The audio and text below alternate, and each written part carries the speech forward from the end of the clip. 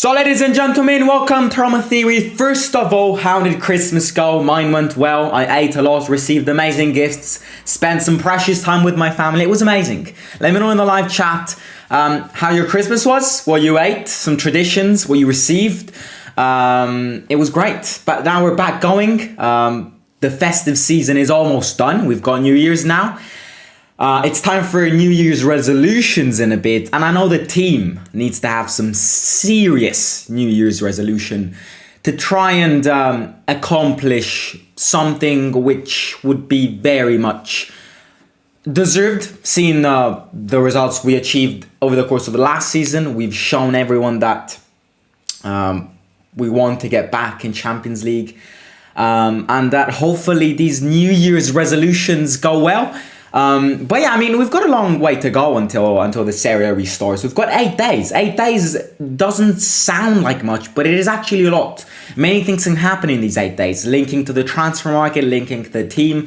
And in fact, in this live stream, I want to speak about Jose with the Portuguese national team, double job and all of that nonsense, which was being mentioned a couple of weeks ago. I also want to touch on Dybala real quick, and when he's back in Rome. And lastly, I also want to touch on our January calendar, because it's been a while since we've actually focused on games. It's been a while since we actually looked at games and gone like, right, we're back playing. So I want to spend a few minutes doing that, looking at our January schedule, and mentally preparing for that. But first thing which I want to say is Jose. Speaking about Jose, because Jose apparently has said no to the Portuguese national team.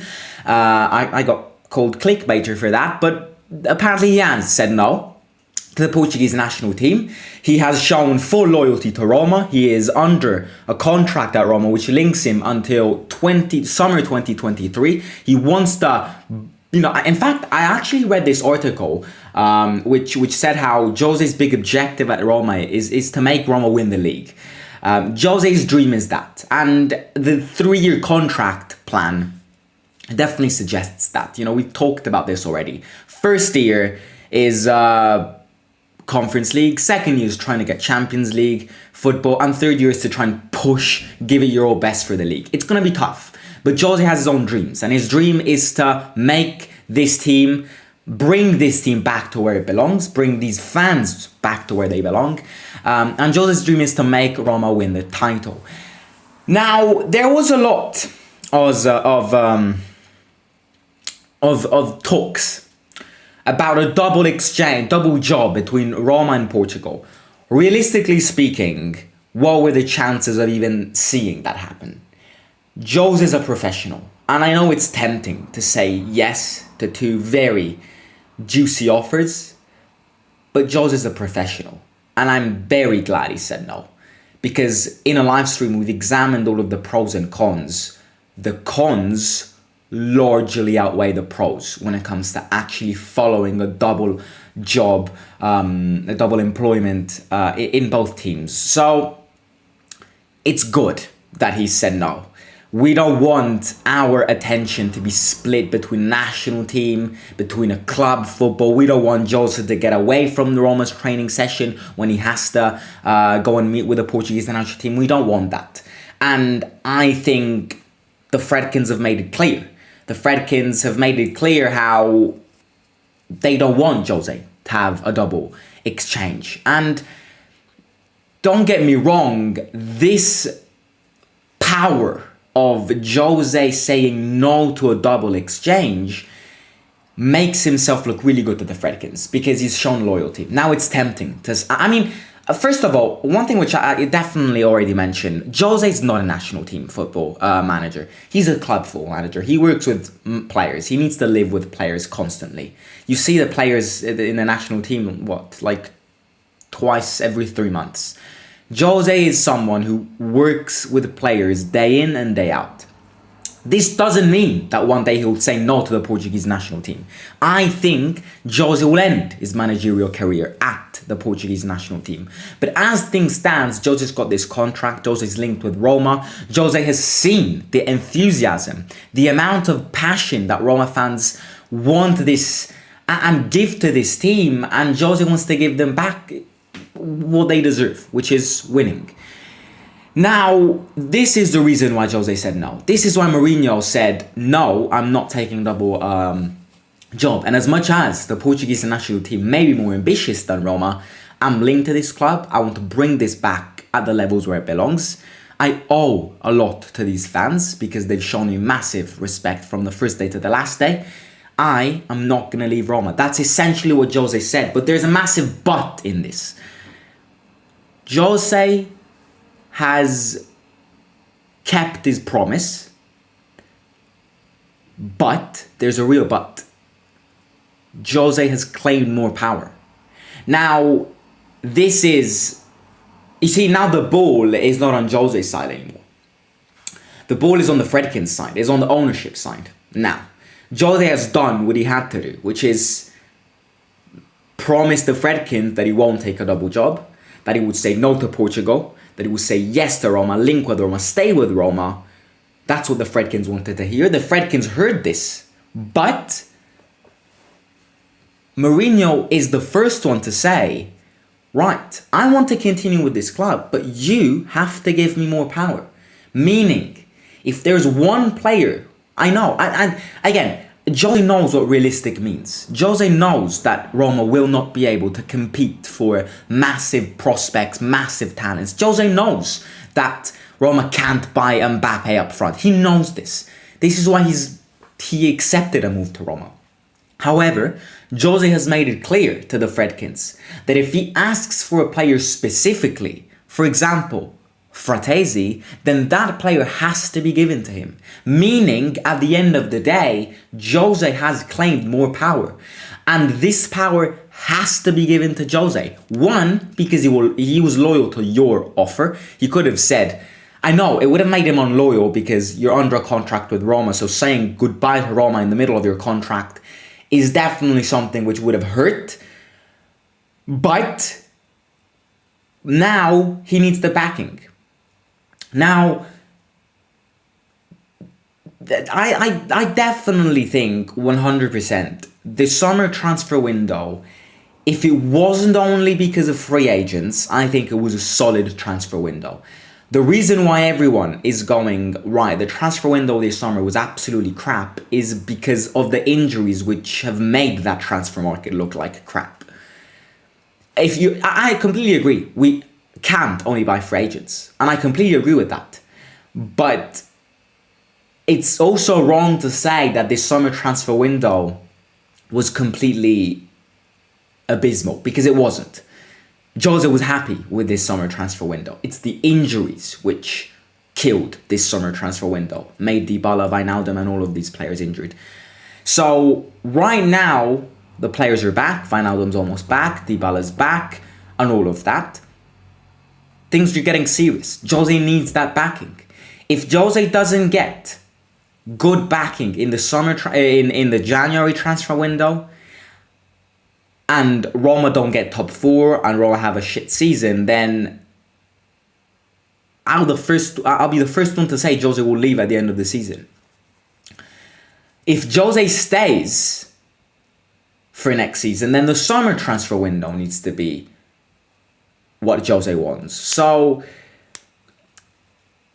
I definitely think his kind of power to say no to the Portuguese national team has had some effects to Roma. It means that the Fredkins have to back him more. It means that he's kind of essentially claimed more power to the Fredkins. And the Fredkins back him under any circumstance. Anything. The Fredkins absolutely love Jose. They have this incredible bond between the two. The two have never spilled the tea. But you see, now the ball is not on Jose's side anymore. It's on the Fredkins side. The Fredkins have to counter-react to this situation, to this big no, which Mourinho has essentially said to the Portuguese national team. So I definitely think this will be the situation to talk about now.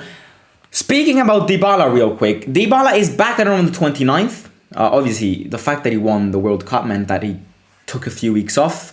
He's currently in Argentina. He's currently at Buenos Aires. So he'll be back in Rome the 29th. Jose wants him as soon as possible, training back with the team, so he can start him the 4th of January at home against Bologna. Now, this is where, let's look at the at our schedule. January is going to be the toughest month remaining in our season, because it's the month we will be playing over the course of January. From the start of January to the end of January, we're playing one game every 4 days. Now, these are the same levels to before the World Cup. January is gonna be a tour de force, let's call it. And it's also the month where we're playing the most tough games, in my opinion. We've got Roma against Bologna at home. It's the match where everyone restarts. So realistically speaking, everything can happen. The teams, and whatever team here, even this is a valid argument for Bologna as well, they haven't been playing football for the past months. This is essentially like the first match of the season vibes. Anything can happen in this. Bologna's old manager, Mihailovic, has recently passed away, meaning that the first game back, these players are going to play for their manager, which is now looking at them from above. This match is one of those sneaky, dodgy matches where, if I was being fully honest with you, if I would give you a betting advice for this game, never in a million years put Roma to win directly. I genuinely think, and I wouldn't be surprised if many people agree, I think it would be easier for us to win the game in San Siro against AC Milan than this game. This game has got such a dark side to it that I genuinely can't emphasize. The match preview will come in a bit. Then we're flying to Milan for Milan-Roma. No explanation for that. Champions of Italy. Then we've got the Coppa Italia debut against Genoa at home. Then we've got Fiorentina, another tough game. Spezia away. Napoli away. And that will put it quits for January. You see, it's January is just going to be a marathon. January, from the start to the end, it's going to be a full month where we're going to play one game every 4 days, including Serie A and Coppa Italia. It's going to be terrible. And I hate to say it, I can't wait for the club football to be fully back. I can't wait for my club to be back playing after this weird World Cup in the winter. But at the same time, I'd be lying to you if I said this month is a terrible month. Especially because we're coming from bad Serie A performances.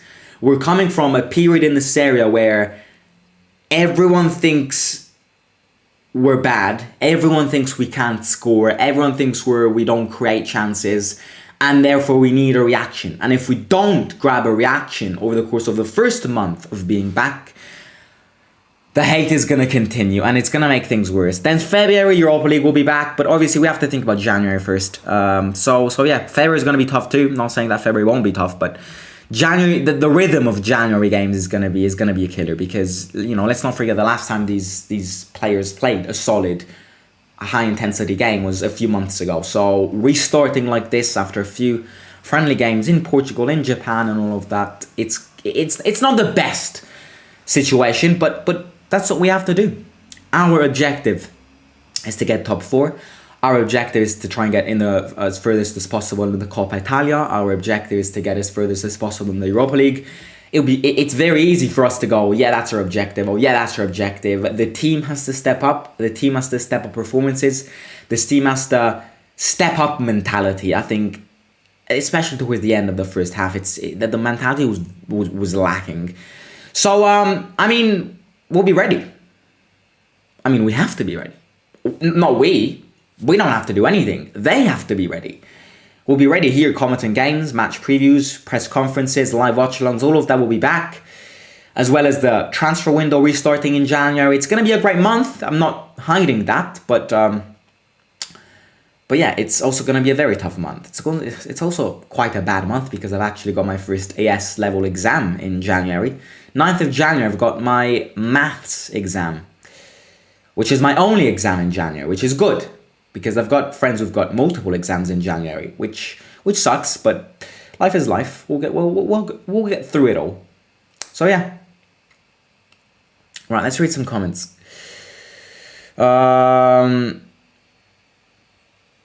And Fratesi is a must, says Invisible. But there are a lot of young and good strikers. There are not a lot of young and good strikers in the market at the moment. Maybe Ekitike if PSG is willing to loan him. Cristante bench, Mancini bench players. Zaniolo sell if you get good price. This is Amir Ba. I think Roma would do relatively better if Roma has someone like Donny van der Beek instead of Pellegrini. Need power equals bring CR7. CR7's going to Arabia. I'm actually quite disappointed. I mean, it's not official yet. He can change his mind, but I'm actually quite disappointed. I'm going to say Jose's tactics and methods are severely outdated. Let's be honest, we've been playing terrible football all season. This has become a trend in Mourinho's recent managerial career.